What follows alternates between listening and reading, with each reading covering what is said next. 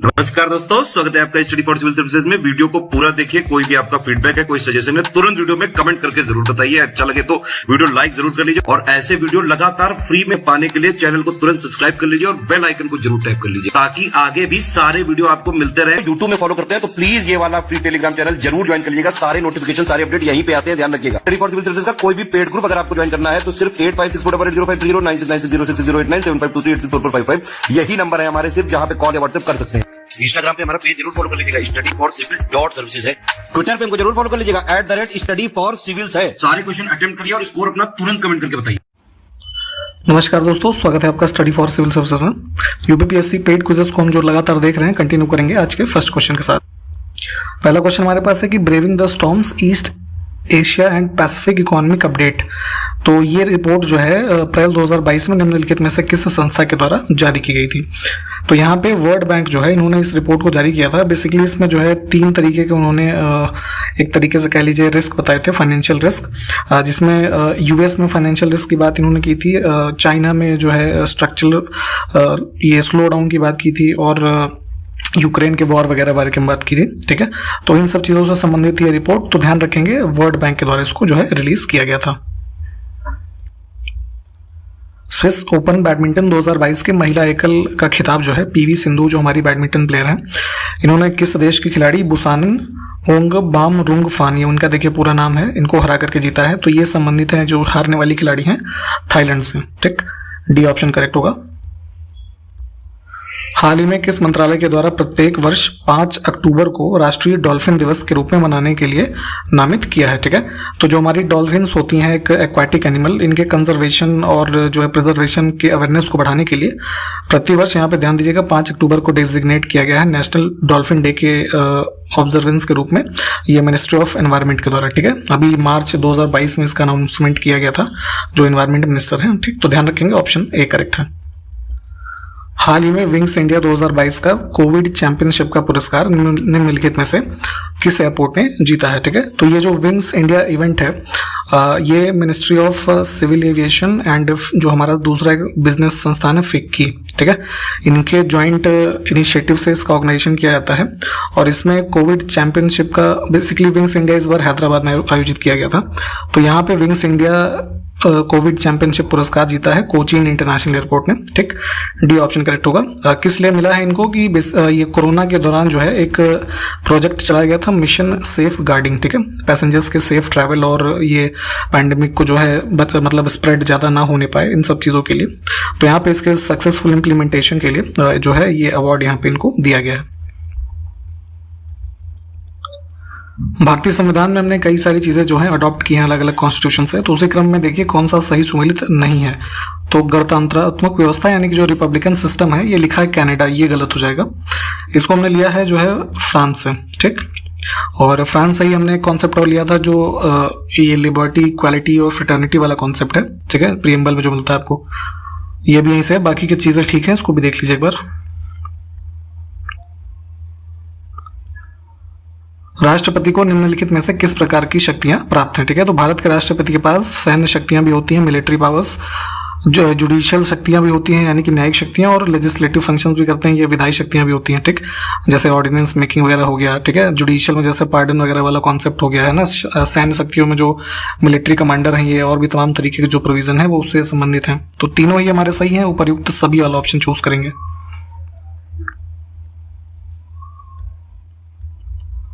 निम्नलिखित राज्यों को उनके स्थापना क्रम में व्यवस्थित करना है। तो सारे स्टेट भारत के एक साथ नहीं बने हैं, आपको पता ही होगा। धीरे धीरे करके स्टेट का स्टेटहुड के लिए जो उनको मिला, तो गुजरात जो है ये स्टेट बना है हमारा, गुजरात और महाराष्ट्र दोनों जो है मई 1960 में, ठीक है, स्टेटहुड मिलता है इनको। तो सबसे पहला हमारा ये हो जाएगा। उसके बाद नागालैंड जो है, इसकी फॉर्मेशन हुई थी दिसंबर 1963 में, तो ये हमारा दूसरी पोजीशन पे आ गया। फिर हरियाणा जो है 66 में बनता है, हाँ। और उसके बाद जो मेघालय है, मेघालय का अगर हम फॉर्मेशन देखें तो ये 1972 का है। ठीक, तो इस प्रकार से हमारे 1 2 3 4 ये क्रम में ही दे रखे हैं। तो यहाँ से पहला विकल्प जो है इसको चूज करेंगे। ईश्वर समिति का गठन किस मामले में अनुशंसा देने के लिए किया गया था। ठीक है, तो इस समिति की जो कॉन्स्टिट्यूशन हुई थी, ये जो हमारे इनकम टैक्स लॉज हैं इंडिया में उनको सिंप्लीफाई करने के लिए, रिकमेंडेशन देने के लिए की गई थी। ठीक, तो डी ऑप्शन जो है इसको चूज करेंगे।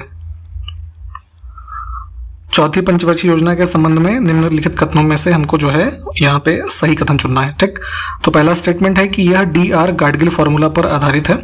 ये गलत है, जो है ये थर्ड प्लान हमारा जो था, थर्ड 5 ईयर प्लान, वो आधारित था DR गाडगिल फॉर्मूला पे। दूसरा है कि इस योजना के दौरान श्वेत क्रांति यानी कि जो व्हाइट रिवोल्यूशन है, ऑपरेशन फ्लड, दुग्ध क्रांति से संबंधित, उसकी शुरुआत की गई। तो ये कथन हमारा ठीक है। वर्गीज कुरियन जी का नाम आप जानते होंगे, यहाँ पे इसके जो है फाउंडर रहे एक तरीके से।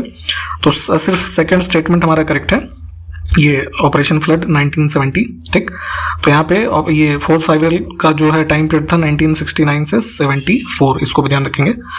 तो यहाँ पे सेकंड को चूज करेंगे। फिर निम्नलिखित में से कौन सा सुमेलित है ये बताना है। तो देखिए, हमारे जो कुछ उत्पादन क्षेत्र हैं उनको कुछ कुछ रिवोल्यूशन यानी कि क्रांति के नाम दिए गए हैं। ठीक है, तो यहाँ पे जैसे कृष्ण क्रांति है यानी कि ब्लैक रिवोल्यूशन कह लीजिए। ठीक है, तो ये हमारा ये खनिज तेल यानी कि जो मिनरल ऑयल है उसके क्षेत्र में सेल्फ रिलायंस यानी आत्मनिर्भरता से संबंधित है। दूसरा है इंद्रधनुषी क्रांति यानी कि रेनबो रिवोल्यूशन, तो ये हमारा कृषि संबंधी समग्र क्रांति यानी कि जो है पूरे एज एग्रीकल्चर सेक्टर के कॉम्प्रिहेंसिव रिवोल्यूशन से संबंधित है। और तीसरा है रजत क्रांति यानी कि silver revolution. This is not related to ये दुग्ध उत्पादन, ये संबंधित है हमारा पोल्ट्री प्रोडक्शन एंड एग का जो प्रोडक्शन है, अंडे है ना, उससे। तो सिर्फ 1 और 2 जो है ये करेक्ट होगा।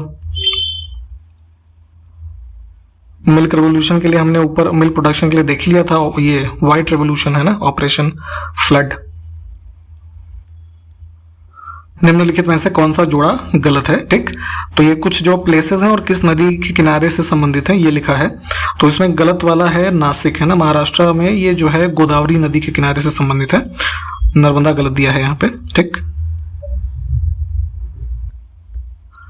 ज्वालामुखी उद्गार से निकलने वाले पदार्थों में क्या शामिल है इसमें से। ठीक है, तो देखिए, लैपिली, प्यूमिक, पायरोक्लास्ट, लावा और राख। ठीक, ये सब के सभी शामिल होते हैं। इसके अलावा जो भी वोल्केनिक इरप्शंस होते हैं उसमें से हार्मफुल जैसे गैसेस होती हैं है ना, वोल्केनिक गैस, जिसमें से वाटर वेपर होता है आपका, carbon dioxide, sulphur dioxide, hydrogen sulphide है ना, ये सब भी शामिल होते हैं। तो इन सब को ध्यान रखेंगे। डी ऑप्शन जो है करेक्ट है। निम्नलिखित में से किन नदियों का संबंध केरल राज्य से है। ठीक है, तो पंबा, पेरियार और भरतपुझा 3 रिवर्स हैं, ये तीनों की तीनों जो है फ्लो होती हैं केरल स्टेट से। डी ऑप्शन को चुनेंगे। देखिए, रक्त के संबंध में निम्नलिखित कथनों पर विचार करना, यानी कि ब्लड के बारे में बात हो रही है। तो ब्लड क्या होता है, कनेक्टिव टिश्यू यानी कि संयोजी ऊतक होता है। दूसरा है यह शरीर के विभिन्न भागों तक ऑक्सीजन के साथ पोषक तत्व भी पहुंचाता है, ये कथन भी ठीक है। और तीसरा है कि एरिथ्रोसाइट्स यानी जिसको आप RBC के नाम से जानते हैं, रेड ब्लड सेल्स, ठीक है, शरीर के लिए प्रतिरक्षा का काम करती हैं। तो ये वाला स्टेटमेंट जो है व्हाइट ब्लड सेल्स के लिए जो है ये सही होगा, ये गलत है। ऊपर के सिर्फ 1 और 2 जो है ये करेक्ट है। ठीक है, ब्लड के बारे में और भी जो संबंधित फैक्ट्स हैं प्लीज इसको कवर करके रखिए, किसी न किसी तरीके में ये पूछा जाता रहता है। लाइकेन के संदर्भ में निम्न में से कौन सा कथन जो है हमारा सही है। ठीक, तो ये मृदा निर्माण की प्रक्रिया में सहायक होते हैं।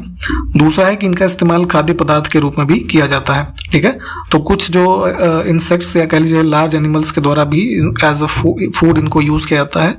और ट्रेडिशनल मेडिसिन, परफ्यूम्स, डाइज वगैरह बनाने में भी इसका यूज होता है।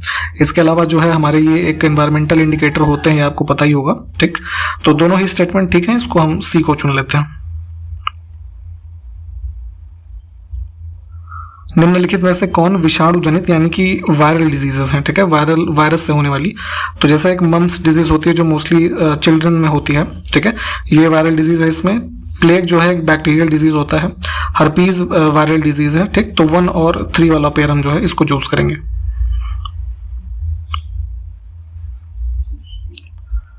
निम्नलिखित में से कौन सही सुमेलित है। तो हमारे पास देखिए कुछ यूनिट्स लिखी हैं और वो किसके मेजर करने के रूप में यूज होती हैं वो लिखे हुए हैं। तो विद्युत विभव यानी कि जो हमारा ये होता है ना इलेक्ट्रिक पोटेंशियल, तो इसको नापते हैं वोल्टेज में। लेंस को यहाँ डायोप्टर में मापा जाता है। और विशिष्ट प्रतिरोध यानी कि जो स्पेसिफिक रेजिस्टेंस है, तो इसके लिए ओम मीटर होता है। ठीक है, सिर्फ ओम नहीं होता है, सिर्फ ओम जो है ये रेजिस्टेंस यानी कि प्रतिरोध के लिए होता है। तो सिर्फ इसमें कौन सा सही हो गया, 1 और 2।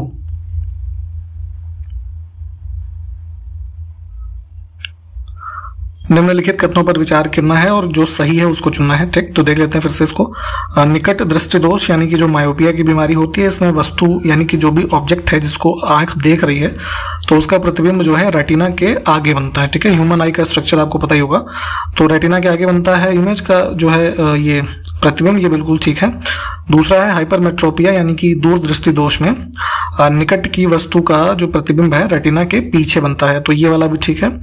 इसमें से 1 और 2 चूज करेंगे। अच्छा, इन मायोपिया और हाइपरमेट्रोपिया को हम करेक्ट करने के लिए यानी कि ठीक करने के लिए कौन कौन से लेंसेज जो है उसको यूज करते हैं। ठीक, इसको आप कमेंट करके बताइए, जो सही बताएगा उसके कमेंट को पिन किया जाएगा। ठीक है, तो जितने भी क्वेश्चंस आपसे पूछे जाते हैं प्लीज उसका आंसर दिया करिए।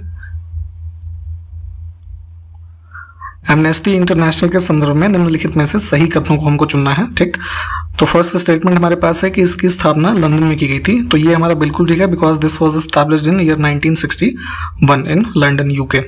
सेकंड है कि इसे शांति का नोबेल पुरस्कार भी मिल चुका है। तो बेसिकली एमनेस्टी इंटरनेशनल क्या है कि एक इंटरनेशनल नॉन गवर्नमेंटल ऑर्गेनाइजेशन यानी कि एनजीओ है which works for the human rights and all the related subjects. तो इनको इसी इन सब चीज़ों के लिए ईयर 1977 में जो है नोबेल पीस प्राइज भी मिल चुका है। ठीक, तो स्टेटमेंट हमारे दोनों ही ठीक है।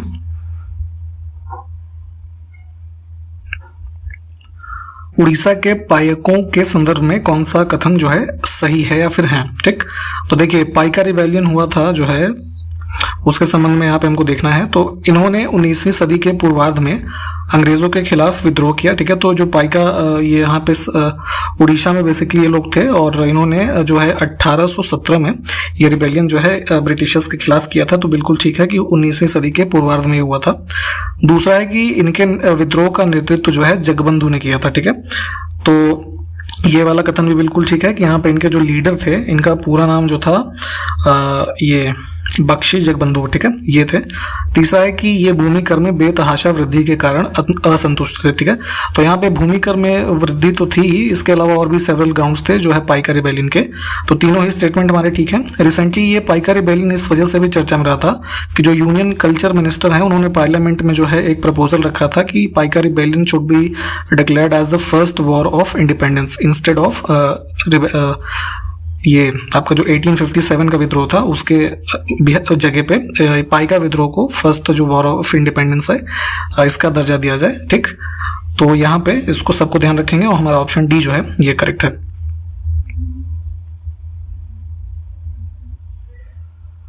कश्मीर के शासक जैन अल आबदीन के संदर्भ में जो है सही कथन चुनना है। तो 3 स्टेटमेंट है यहाँ पे।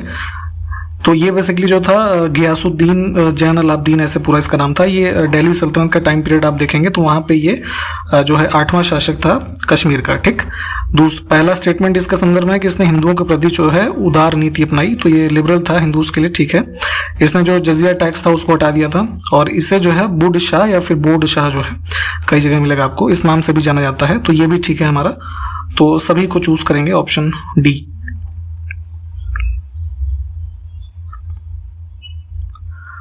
कौन सा जोड़ा इसमें से सही सुमेलित नहीं है। तो यहाँ पे जो कुछ प्लेसेस हैं किसने उसको कंस्ट्रक्ट किया वो लिखा हुआ है। तो तुगलकाबाद जो है ये गलत है, ये जो फोर्टिफाइड सिटी थी इसको यहाँ पे गियासुद्दीन तुगलक जो था इसने बनवाया था, तो हम इसको चूज करेंगे।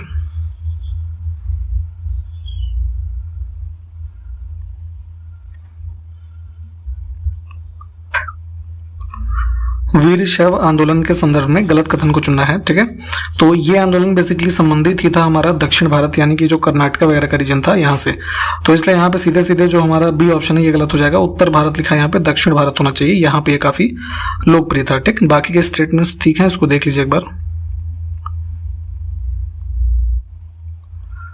उदयगिरी की गुफाओं के संदर्भ में सही कथन चुनना है। ठीक, तो ये मध्य प्रदेश में स्थित है, तो ये वाला स्टेटमेंट ठीक है। ये रॉक कट केव्स जो है विदिशा मध्य प्रदेश में है। यहाँ स्थित वराह की मूर्ति जो है ये काफी प्रसिद्ध है, तो ये भी ठीक है। इसका निर्माण चंद्रगुप्त द्वितीय के संरक्षण में हुआ, ये भी ठीक है। ठीक, तो तीनों ही सही है, डी ऑप्शन को चूज करेंगे।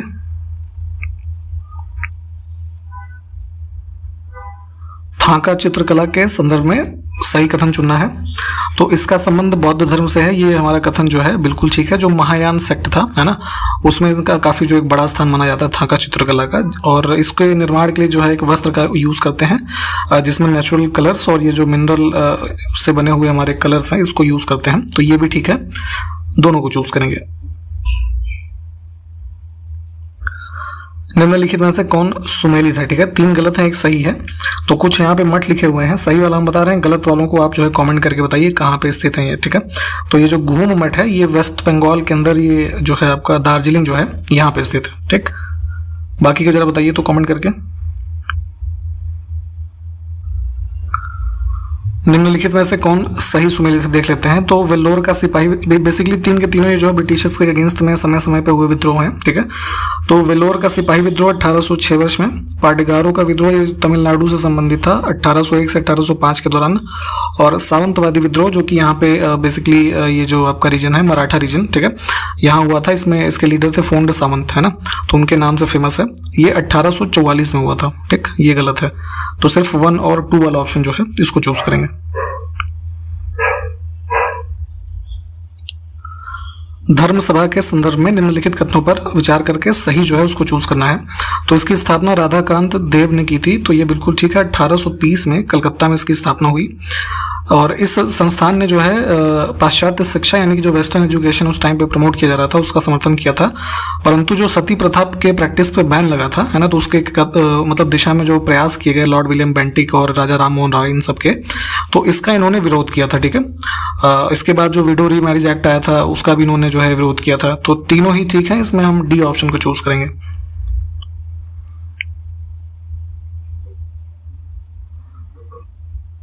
अब उसी टाइम पे देखिए विधवा पुनर्विवाह की दिशा में कार्य करने वाले लोगों में कौन शामिल थे। ठीक, तो विष्णु शास्त्री पंडित और करमदास जी, मूल जी और डी.के. कर्वे, है ना, 3 के तीनों ही लोग जो हैं इस टाइम पीरियड में इसमें जो है विडो रीमैरिज की दिशा में कार्य करते मिलेंगे आपको।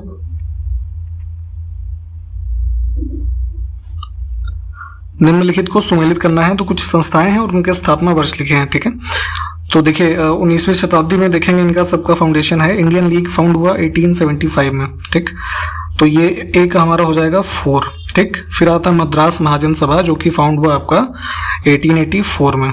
ठीक, यानी बी का 3, तो कहाँ मिल रहा है A4 B3 C, हमारा सी वाला ऑप्शन करेक्ट हो जाएगा। इसमें तीसरा देखिए जमींदारी एसोसिएशन जो बाद में लैंड होल्डर सोसाइटी के नाम से जाना जाता है। ठीक है, इसकी फाउंडेशन हुई 1838 के टाइम पीरियड में। और बंग भाषक प्रकाशक सभा ये आपका जो है 1836।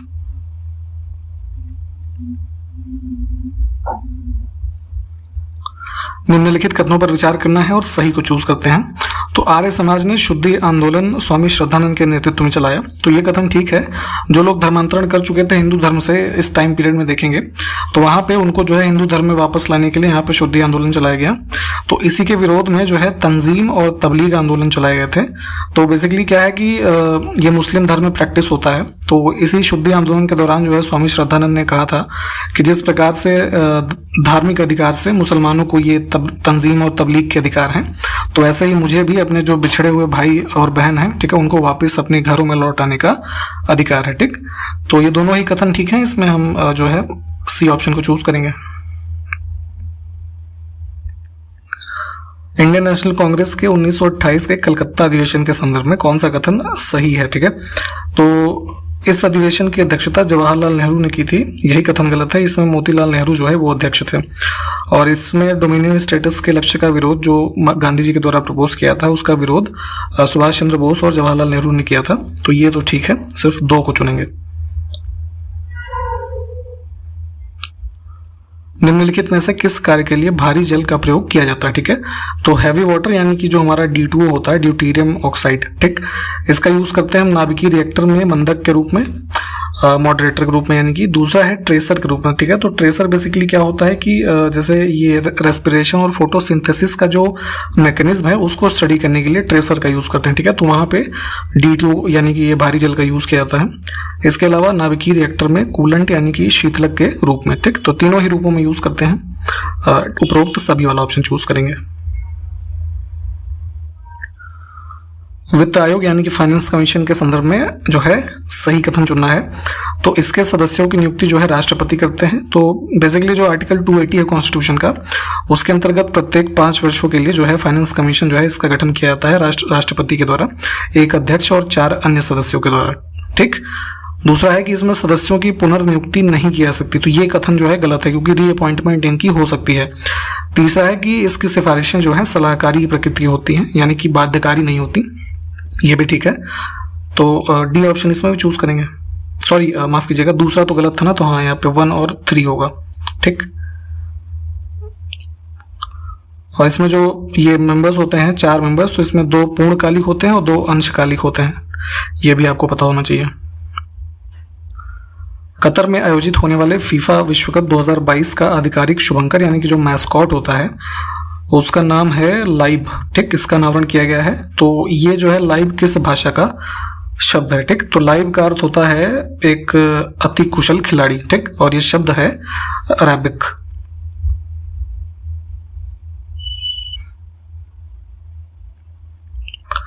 भारत के नियंत्रक एवं महालेखा परीक्षक यानी सीएजी जो है, इनके संदर्भ में सही कथन चुनना है। तो सीएजी का वेतन व सेवा शर्तें जो हैं राष्ट्रपति निर्धारित करते हैं, ये कथन गलत है, संसद के द्वारा निर्धारण होता है। दूसरा है कि सीएजी कार्यालय के प्रशासनिक व्यय भी भारत की संचित निधि पर भारित होंगे, ठीक। यानी कि जो ऑफिशियल एक्सपेंसेस हैं, एडमिनिस्ट्रेटिव एक्सपेंसेस, वो चार्ज होते हैं हमारे कंसोलिडेटेड फंड ऑफ इंडिया से।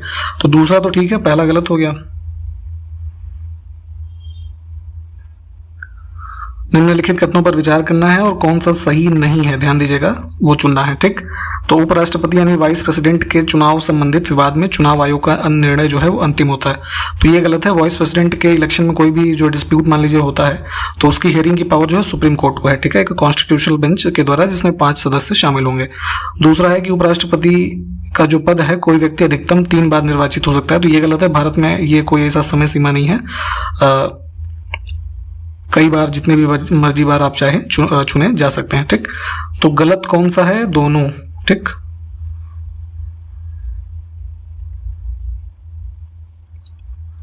निम्नलिखित में से कौन सुमेलित है, ठीक। तो यहाँ पे देखिए कुछ हमारे ट्रेंचेस यानी कि गर्त के नाम लिखे हैं।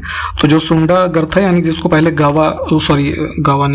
जावा गर्त के नाम से जानते थे, तो ये हिंद महासागर में है, ये तो ठीक है। बाकी के सब गलत हैं। ये सही तीनों जो हैं कहाँ पे स्थित हैं ये जरा कमेंट करिए। तो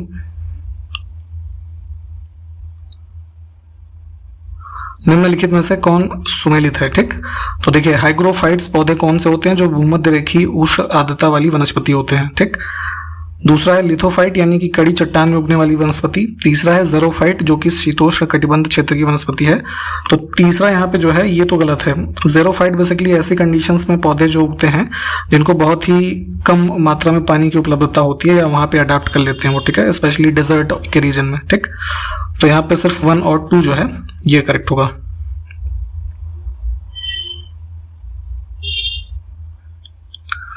हाल ही में प्रकाशित पुस्तक journey of a nation 75 years of Indian economy, ये किसने लिखी है? तो एक फेमस राइटर है संजय बारू, ठीक है, इनकी पुस्तक है। यूपीपीएससी में इनकी लिखी हुई पुस्तकें पहले पूछी जा चुकी हैं, तो ध्यान रखिएगा, इस पुस्तक का नाम पूछा जा सकता है आपसे। Aid for trade at a glance 2022, ठीक है, इस रिपोर्ट के अनुसार 2020 में किस देश को व्यापार के लिए सर्वाधिक सहायता मिली है, ठीक है। तो ट्रेड के लिए सबसे ज्यादा एड मिला है इंडिया को वर्ष 2000 में इस रिपोर्ट के अनुसार, ठीक है। ये रिपोर्ट किसके द्वारा जारी की गई है, जरा ये बताएं आप। हाल ही में 2024 ग्रीष्मकालीन ओलंपिक के आधिकारिक नारे जिसका नाम दिया गया है गेम्स वाइड ओपन, इसका नामकरण किया गया है। इसका आयोजन कहाँ पे किया जाएगा? तो ये पहले भी कई बार हम लोगों ने कवर किया है, पेरिस में, ठीक है, फ्रांस। हाल ही में किन 2 देशों ने एक नया संयुक्त अंतर्राष्ट्रीय सेमीकंडक्टर रिसर्च हब शुरू करने की घोषणा की है, ठीक है। तो यहाँ पे सेमीकंडक्टर्स के क्षेत्र में एक इंटरनेशनल लेवल पे रिसर्च हब स्टैब्लिश करेंगे। यहाँ पे भारत नहीं है इसका, जापान और अमेरिका। 10 सितंबर 2022 से विश्व सीनियर कुश्ती चैंपियनशिप जो है कहाँ आयोजित की जाएगी, ठीक। तो इसका आयोजन होगा बेलग्रेड, सर्बिया में। ऑप्शन ए हमारा जो है ये करेक्ट होगा। इसमें जो है इंडियन टीम की तरफ से जो ये मेल इवेंट है उसमें बजरंग पूनिया और रवि कुमार दहिया जो है वो भारतीय कुश्ती टीम का नेतृत्व इसमें से करेंगे, ठीक। हाल ही में प्रख्यात अर्थशास्त्री अभिजीत सेन का निधन हो गया है। वे कब से कब तक योजना आयोग के सदस्य रहे थे, ठीक। तो ये सदस्य थे प्लानिंग कमीशन के वर्ष 2004 से लेकर के 14 तक। ब्लूमबर्ग बिलियनर के ताज़ा आंकड़ों के अनुसार भारत के गौतम अडानी दुनिया के कौन से नंबर के सबसे अमीर व्यक्ति बन गए हैं। ठीक है, तो ब्लूमबर्ग की जो रिसेंट रिपोर्ट है इसके अनुसार यहाँ पे फर्स्ट प्लेस पे तो एलॉन मस्क हैं, दूसरे पे जेफ बेजोस और तीसरे पे आ गए हैं गौतम अडानी। ठीक, तो यहाँ से बी ऑप्शन को चूज करेंगे। ठीक, तो यहाँ तक हमने कवर किया। आज के वीडियो में इतना ही। सारे क्वेश्चंस को प्लीज़ आप देख लें जो आपसे पूछे गए हैं, प्लीज़ उसको कोशिश करिए बताने की। हम आपसे नेक्स्ट वीडियो में मिलते हैं, तब तक के लिए नमस्कार, जय हिंद।